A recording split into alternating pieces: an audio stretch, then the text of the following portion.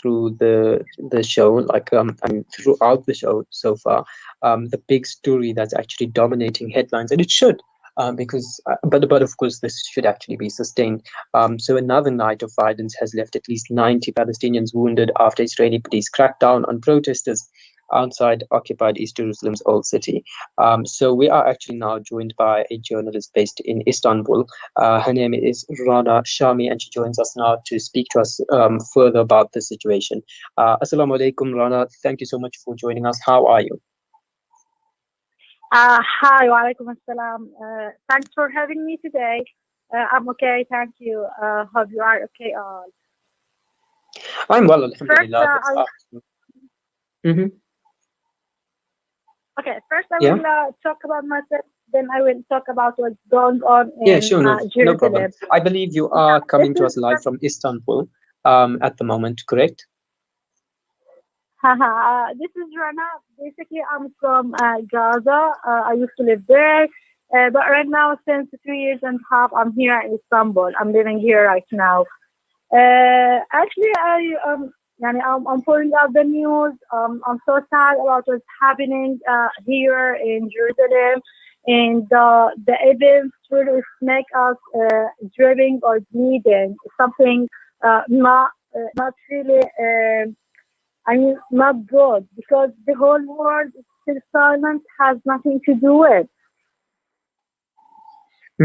All right. So, the latest news, it has been dominating the headlines for quite a while now. I think, especially in the last 48 hours or so, is the situation in Sheikh Jarrah neighborhood in East Jerusalem. How would you describe the situation at the moment? What's the latest? Okay, before everything, or at the very beginning, let's talk about Sheikh Jarrah neighborhood. Sheikh Jarrah neighborhood is located in the east of Jerusalem. It's one of the most important and strategic neighborhood there because of its their location first. Secondly, the population there is about 28 families, about 500 people who are living there.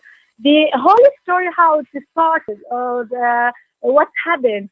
Actually, in 1948, after the Nakba, during the Nakba event, people are fleeing from their homes to another countries, basically from Jaffa or Haifa to another country because of the Israeli forces. Right now, 28 families live or without homes. So, basically, there's reaching the agreement between the Jordan Minister of Construction and Development and also the UN for refugees. They are have agreement that I will make houses for those people who are homeless without a home right now, and we will cover the costs. But the Jordan Minister said that in 1956 that after 3 years we will own this house for them. These will be under their names, but unfortunately it will not. Because during 1951 to 1959 or 1967, sorry, the West Bank was under the rule of Jordanian ministry, but in 1967 it was under the Israeli forces. So they prevented to register the homes under their names. And from that, the suffering started and it's expanding because Israel is paving the way to make a community for the settlers. I mean, what's going is really insane. I mean, it's inhumane. Because if you come to the reality, imagine that you are living in a home for decades, you are a graduate from this area, you have a family there, you are married there, your children and your grandchildren, and someone is coming to you and saying, this is mine. Imagine this. And they are proud to say, yeah, this land is for us. No, it's not for you. In the same time, the international law must do something because all of these events and actions and barbaric actions is against the international law. The Israeli court that decided that for families, they must leave during this month. In the 2nd of May, they have a decision that they must flee their homes by force to the other settlers. Imagine they want to take you out of your homeland to bring another settlers to another Zionist. They do not know from there originally. So it's really inhumane things. I mean, there are clashes between the Palestinians in Israel. Yesterday, there's over 200 injuries from the Palestinians because as a result of the clashes. I mean, all the world, they are making demonstration. Here in Turkey, for example, in Istanbul, we made. In Gaza, in everywhere, all the social media must use. Yeah, So that's and it. I That's think the one more international community has responded quite loudly to the latest clashes that have been taking place in East Jerusalem. actually, In fact, here yeah, in South Africa as well, there will be a motorcade on the 15th of May, and the details of that would be provided closer to the time. Now, you were speaking about the Nakba, and after the Nakba that took place back then. 28 families settled in the Sheikh Jarrah neighborhood in 1956, and they hoped that that would have been the last time that they were forced out of their homes. But now it seems that these families, it has grown to 38 families since then. These families say that they are now experiencing a renewed Nakba on a daily basis. The Israeli Central Court in East Jerusalem has also approved a decision earlier this year, to evict 4 Palestinian families from their homes in Sheikh Jarrah neighborhood in favor of right-wing Israeli settlers. How significant is this? Like, what exactly does it mean for these families at the moment? I mean, you can't imagine what this means. And you are living there for decades. How come that you want to take me out from my land? Okay, it's like, another Nakba. Because the first time you flee me from my home in 1948. Right now, the same thing is happening. It's like re-again the Nakba. It's like a new Nakba here. You know what I Yeah. mean, right? Because it's like, I hope it will not happen, but because the Israeli court delayed the decision till 10th of May.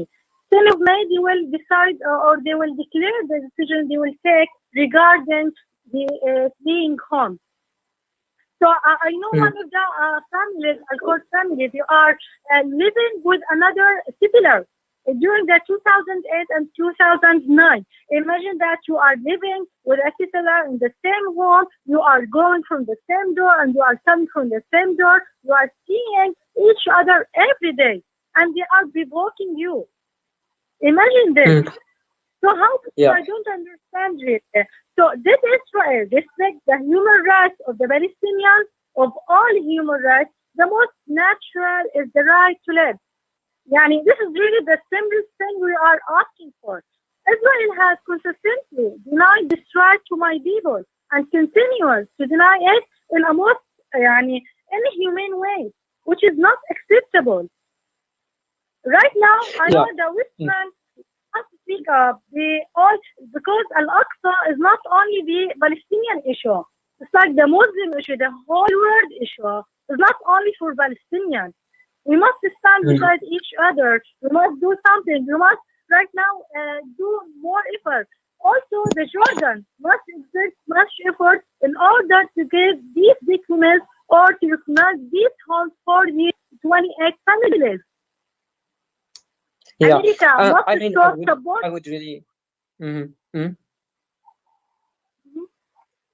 So let's Yeah, use as the I was saying, social like, I media. mean, I would Let's really love to activate. hear your thoughts on how you would see how you would like the international community to respond to the situation and potential solutions. But just quickly before we get to that, now Israel's Supreme Court was scheduled to issue a ruling on the evictions on Thursday, which means earlier this week. And of course, this was amidst heated demonstrations and clashes between Palestinians and Israeli settlers.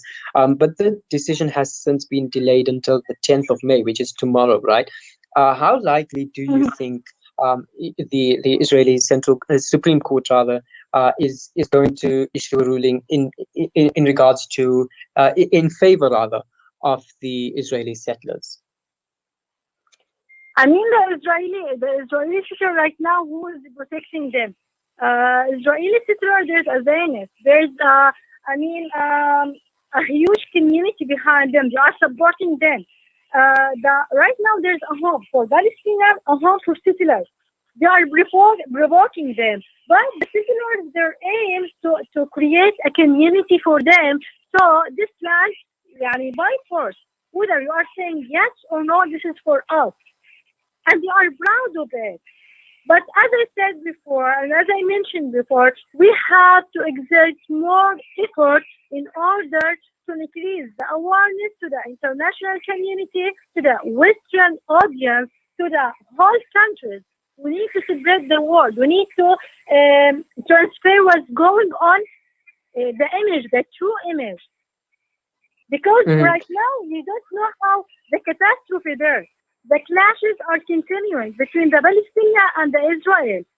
Yani imagine that the Israel, they are attacking the people in Tarawih, in Ramadan.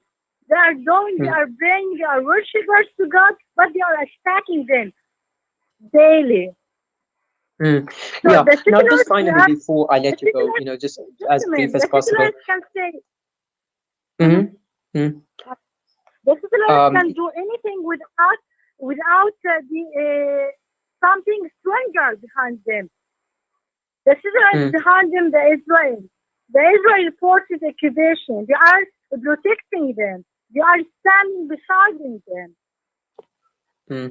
I think it's really an unfortunate what's been happening, and unfortunately, this has actually been, the oppression has been um, continuously taking place for decades, and it's really sad. But just quickly before I let you go, what sort of action would you like the international community to take, against these evictions, these planned evictions, and the current situation in Palestine and East Jerusalem in particular? For example, myself here, based in South Africa, what would you suggest I could do, to play my part in this as well? Okay, regarding the international community, we must all of us using our social media, Instagram, Facebook, Twitter, we have to activate the hashtag Save Al-Aqsa, Save Sheikh Jarrah. By this way, we can press on the media. We can make a big effect because right now the world is controlled by the social media. Even if the Israel is controlled by them, we can do this. We can go to the app to review the app like putting 1 star instead of 5. I mean, people are caring about this. When they are saying a huge effect yeah, from the whole people, we are one hand, we are breathing on them. I think there's something will happen because unless that, nothing will change. Because this issue is not a Palestinian issue, it's like a humanitarian issue. You have Mhm. to think Yeah. about it, not Yeah. regarding about Muslim, about foreigner, about Palestinian, no matter what. It's like a human issue. It's like we have to stand all together.